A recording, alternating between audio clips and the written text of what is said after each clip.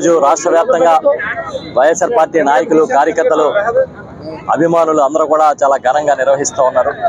ఇప్పుడు కాకినాడ నగరంలో బాలాజీ చెరువు సెంటర్లో ఉన్న విగ్రహం వద్ద మన సిటీ అధ్యక్షులు శ్రీమతి శివప్రసన్న గారు, అదేవిధంగా ఇతర కార్పొరేటర్లు, మాజీ కార్పొరేటర్లు, నాయకులు అందరితో కలిపి చేయడం జరిగింది.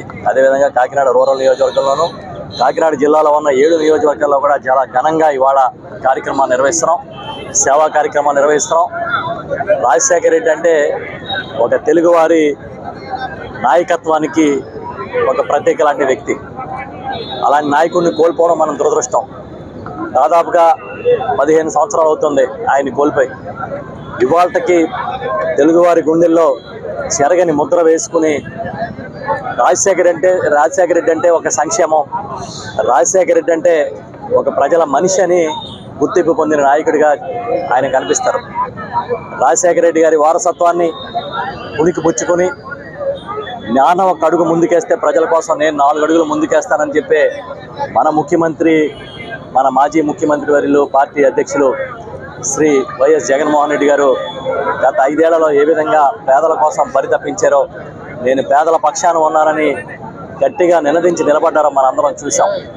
ఇదే స్ఫూర్తిని, రాజశేఖర రెడ్డి గారి స్ఫూర్తిని మున్ముందు కొనసాగిస్తామని, మేమందరం కూడా ఎప్పటికప్పుడు ప్రజల పక్షాన్ని నిలుస్తామని ఈ సందర్భంగా మాటిస్తూ ఉన్నాం. ఆ రోజు ఈరోజు అధికారం ఉన్నా లేకపోయినా ప్రజల పక్షాన్ని నిలబడ్డాం వైఎస్ఆర్ పార్టీ బాధ్యతగా మా నాయకుడు శ్రీ వైఎస్ జగన్మోహన్ రెడ్డి గారు మా అందరికీ చెప్పిన విషయం. తప్పకుండా ప్రజల పక్షాన్ని నిలబడతాం.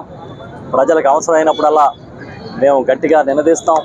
అదేవిధంగా ఈ రోజున సేవా కార్యక్రమాలు ఏవైతే చేస్తూ ఉన్నామో ఇదే సేవా స్ఫూర్తిని కొనసాగిస్తామని చెబుతూ ఈ కార్యక్రమానికి వచ్చిన నాయకులు, పెద్దలు, కార్యకర్తలు, మా పార్టీ నాయకులందరికీ కూడా హృదయపూర్వక కృతజ్ఞతలు. ఇటీవల జరిగిన ఎన్నికల్లో మనకి ఊహించని ఫలితాలు వచ్చాయి. అయినప్పటికీ కూడా ఎన్ని ఒత్తిళ్లున్నా, ఎన్ని సమస్యలున్నా మేము వైఎస్ఆర్ పార్టీ కార్యకర్తలం, సైనికులం, మేము పార్టీ పక్షాన గట్టిగా నిలబడతామని చెబుతున్నాం. మీ అందరికీ మా హృదయపూర్వక కృతజ్ఞతలు తెలియజేస్తూ ఉన్నాను.